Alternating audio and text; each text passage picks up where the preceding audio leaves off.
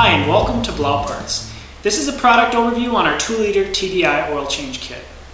This oil change kit includes 5 liters of the Revenol VMP 5W30, a MALA original oil filter, and a drain plug. Revenol VMP carries formal approval from Volkswagen for the 50700 oil quality standard. This is the only oil specification that should be used in your TDI. If you don't specifically see the oil specification on the bottle, you shouldn't use the oil. What really sets this oil apart from others is the Clean Sinto technology. What does this mean? Simply put, it's a superior quality 100% fully synthetic base oil, and it features a highly advanced additive package.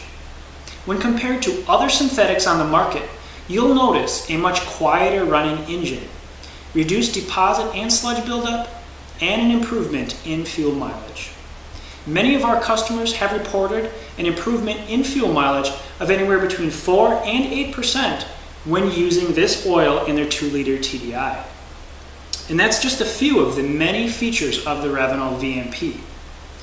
Our kit also includes a MALA original oil filter, which comes with the necessary O-rings and seals. MALA is an official OE manufacturer and refuses to sacrifice when it comes to quality.